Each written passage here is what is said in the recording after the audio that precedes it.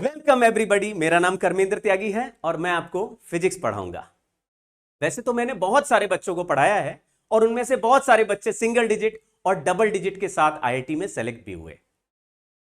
और ये आप जानते हैं कि बच्चे के सिलेक्शन में ज्यादातर योगदान तो उसके अपने हार्डवर्क, उसकी अपनी लगन का होता है, लेकिन एज ए टीचर हमारा भी कुछ कंट्रीब्यूशन है और वो कंट्रीब्यूशन क्या है ये मैं आपके साथ शेयर करूंगा।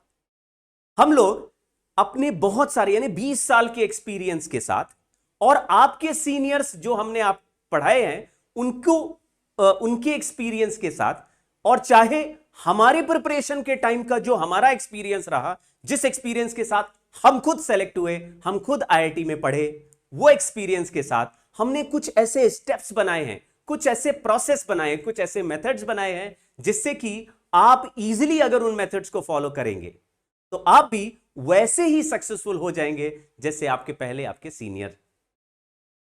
तो सिंगल डिजिट और डबल डिजिट पाने वाले बच्चों के अंदर मैंने कुछ खास बात देखी। एक, जो प्रोसेस उनको सिखाया जाता है पढ़ने का, वो बहुत जल्दी उसको अडेप्ट कर लेते हैं और उसको हर दिन मेटिकुलसली फॉलो भी करते हैं। अब ये प्रोसेस क्या है इसको समझते हैं।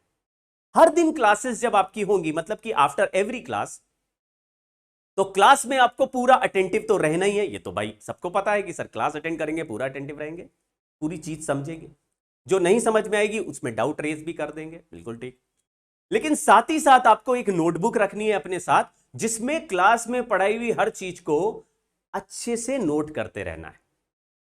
अगर बीच में कुछ छूट गया, तो कोई चीज ऐसी हो गई जो मिस कर गए या हम लिख ही नहीं पाए, तो फिर क्या होगा?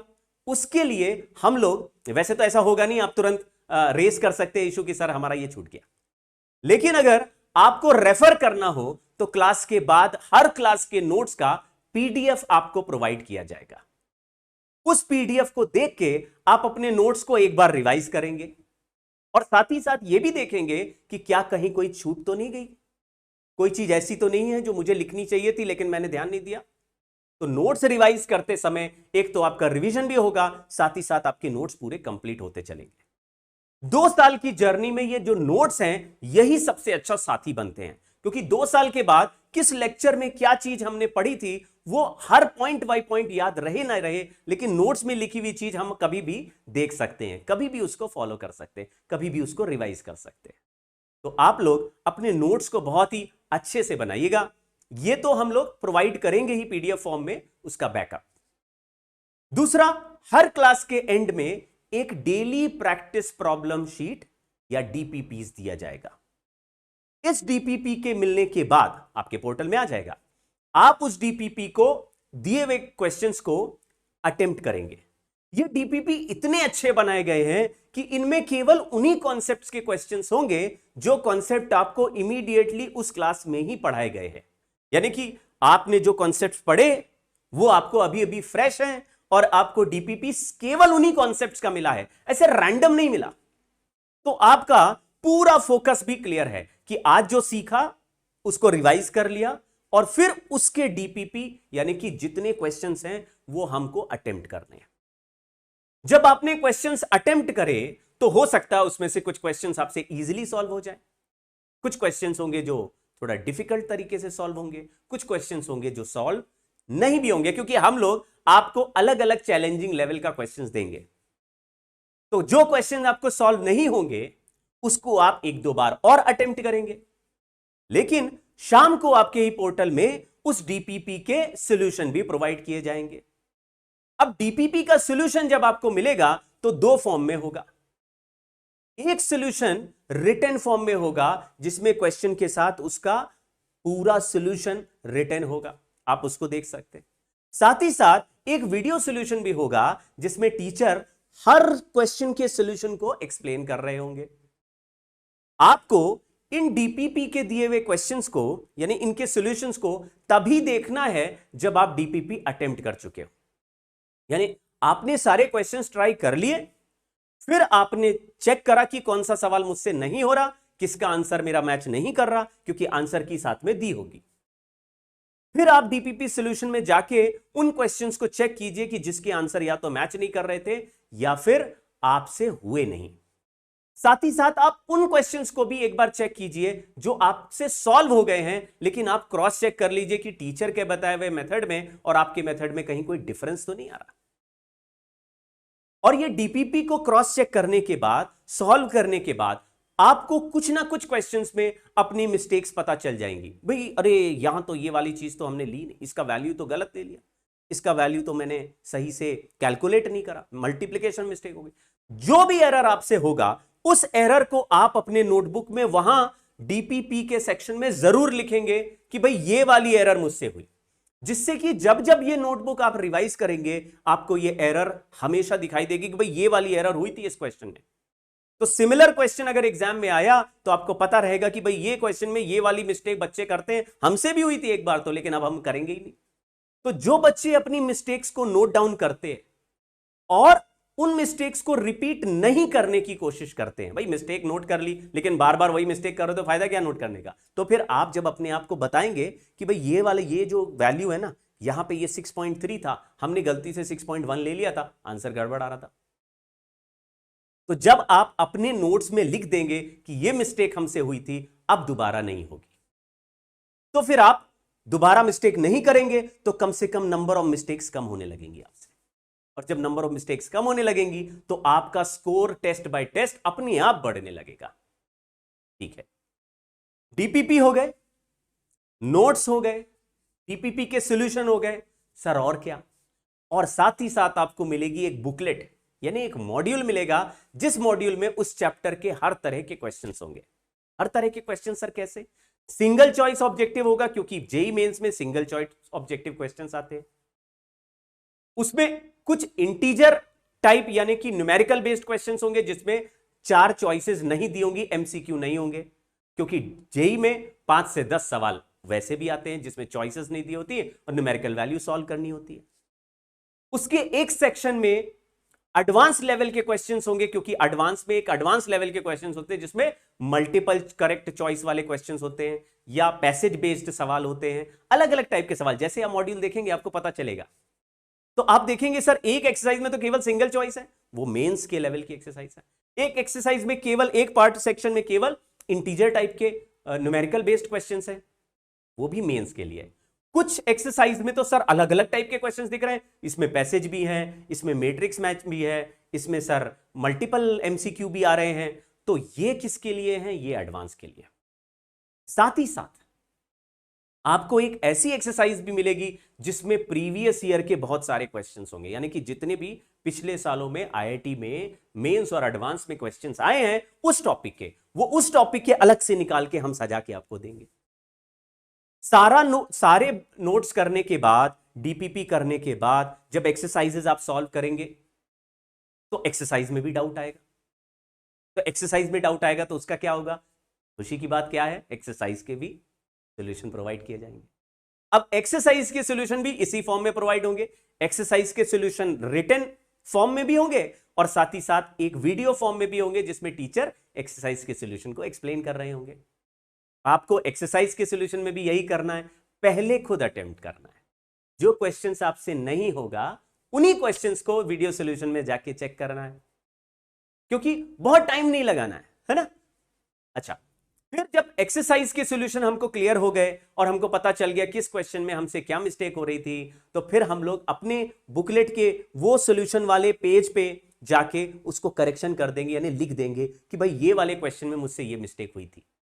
तो जब आप एक्सरसाइज रिवाइज करेंगे तो वो मिस्टेक आपको दिखेगी। याद रखिए, जो अपनी मिस्टेक्स से सीखेगा। आपने सुना होगा कि जो सफल लोग होते हैं वो गलती करने में कभी नहीं डरते, हां गलती रिपीट करने में डरते हैं। तो अगर एक ही मिस्टेक आप बार बार कर रहे हैं और उससे सीख नहीं रहे तो फिर मजा नहीं है। हमको क्या करनी है? अपनी मिस्टेक से भी सीखना है, दूसरे की मिस्टेक से भी सीखना है। सर ने अपनी प्रिपरेशन में क्या क्या मिस्टेक्स की थी सर बताएंगे, उनकी मिस्टेक से भी सीखना, वो मिस्टेक्स करनी नहीं है। और सर ने जो आपके सीनियर बच्चों को पढ़ाया वो जब सेलेक्ट हुए तो उन बच्चों ने अपनी प्रिपरेशन में क्या क्या मिस्टेक की वो भी सर बताएंगे, उनसे भी सीखना है। फिर कुछ बच्चे जो सेलेक्ट लास्ट ईयर हुए या लास्ट टू लास्ट ईयर हुए, जो कि अलग अलग कॉलेजेस में अभी पढ़ रहे हैं, आईआईटीज में पढ़ रहे हैं, उनमें से कुछ बच्चों को मैं बुलाऊंगा आपसे मिलने के लिए।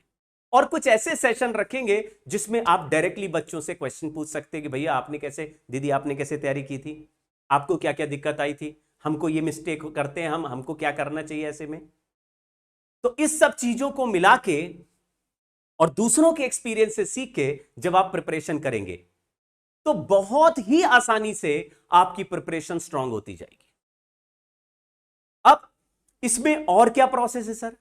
भाई हमने नोट्स कर लिए, पीडीएफ नोट्स मिल गए, मैंने तो बना भी रहा हूं, पीडीएफ नोट्स हैं, डीपीपी भी मिल गए, हर दिन सॉल्व कर रहे हैं, वो भी मिल रहे हैं, उसका सोल्यूशन भी मिल रहा है, तो टेंशन भी नहीं कि सर डीपीपी का सवाल पूछना, सोल्यूशन आ गया, अब देख लिया, अब क्लियर हो गया मामला, ठीक है ना। वरना क्या होता है, बच्चों का बैकलॉग होता रहता है। जैसे अगर मान लीजिए कोचिंग में आप गए, कई कोचिंग में जाते हैं, अब वहां पे टीचर नहीं मिला तो सोल्यूशन आप पूछ ही नहीं पाए, डाउट पूछ नहीं पाए, तो वो बैकलॉग में चला गया। अब वो टीचर 4 दिन बाद मिला, 4 दिन में तो तुम्हारे और बर्डन बढ़ गया, 4 दिन के 4 डीपीपी में 40 सवाल, 40 सवाल में और 15 डाउट, तो हर दिन बढ़ता जाता, कुछ दिनों बाद बर्डन बढ़ जाता, इतना बच्चा कहता नहीं समझ रहा। हमने इसको टैकल करने के लिए बहुत शानदार तरीका वीडियो सोल्यूशन का निकाला है। फिर आप कहेंगे कि सर इसके बाद क्या है? इसके बाद मॉड्यूल था, तो सर मॉड्यूल तक पहुंच गए, अब तो ठीक है, क्या अभी और भी बाकी है? हाँ जी, मॉड्यूल के बाद कुछ एडवांस लेवल के क्वेश्चंस आपको अलग से प्रोवाइड कर सकते हैं बेस्ड ऑन आप कितने गहरे पानी में हैं। अगर आपकी प्रिपरेशन बढ़ती जा रही है तो हमारे पास क्वेश्चंस और क्वेश्चन बैंक का कोई कमी नहीं है, समंदर है। हम उसमें से एक आपको और चैलेंज प्रोवाइड करेंगे, ओलंपियाड जैसे क्वेश्चंस देंगे, केवीपीवाई जैसे क्वेश्चंस देंगे। तो वो जब क्वेश्चंस आप खाने लगेंगे, जब आप उन क्वेश्चंस को अटेम्प्ट करने लगेंगे जो ओलंपियाड लेवल के, इंटरनेशनल ओलंपियाड लेवल के हैं, और टीचर उनको डिस्कस करने लगेगा, तब आपका कॉन्फिडेंस 7वें आसमान पर पहुंचेगा। तब आप कहेंगे अब लाओ कोई भी क्वेश्चन, मेंस का, एडवांस का, ओलंपियाड का, अब हम तैयार हैं, अब हम दुनिया से लड़ जाएंगे। फिर आपको टेस्ट भी देने होंगे। अब टेस्ट में हम आपकी टेस्टिंग करेंगे। कैसे करेंगे? हम आपको चुनिंदा इजी, मॉडरेट और डिफिकल्ट लेवल के कुछ सवाल देंगे, और ये चेक करेंगे कि क्या इजी क्वेश्चंस आप पहचान पाते हैं कि ये इजी है कि नहीं। कुछ इजी भी रखेंगे जिससे कि ये चेक करेंगे इजी सवाल पहचान के उन्होंने उन क्वेश्चंस को किया कि नहीं किया, कहीं डर के मारे छोड़ तो नहीं दिया। ये भी चेक करेंगे कि क्वेश्चन पेपर करते समय किस सवाल में आपने कितना टाइम लिया। अगर इजी था तो टाइम कम लगना था, डिफिकल्ट था, मॉडरेट था थोड़ा ज्यादा, डिफिकल्ट में थोड़ा ज्यादा, क्योंकि आप जो क्वेश्चन अटेम्प्ट करेंगे उसकी टाइमिंग भी हमारे पास आएगी, उसकी एनालिसिस भी हम लोग कर लेंगे। तो आप देखिए इतने माइन्यूट लेवल पे जब टीचर इन्वॉल्व हो जाते हैं तो बच्चे के पास कोई रीजन बचता ही नहीं है, उसको सेलेक्ट होना ही होता है। अगर हम ऐसे धक्का देते ही रहेंगे आपको, और हर चीज बड़ी साइंटिफिक है, तो फिर जब आप टेस्ट देंगे तो टेस्ट में भी बहुत सारी लर्निंग होगी। टेस्ट के बाद टीचर से आप डिस्कस करेंगे तो वो बताएंगे भाई यहां ये वाले क्वेश्चंस में टाइम ज्यादा लिया, इस क्वेश्चन में टाइम कम लिया, वेरी गुड, लेकिन ये क्वेश्चन में टाइम ज्यादा लिया, इतना मिनट तुमने एक्स्ट्रा टाइम लगाया, इतने क्वेश्चन तुमसे सही होने चाहिए थे, और ये चैलेंजिंग सवाल थे, इसमें नहीं घुसना था। क्योंकि ये भी देखना होता है एडवांस के टेस्ट में कि कौन सा क्वेश्चन अटेम्प्ट करना है, कौन सा छोड़ देना है। एक तो छोड़ने भी होते हैं, छोड़ दो यार, क्यों बहुत टाइम खा रहे, उससे अच्छा 4 इजी वाले कर लो।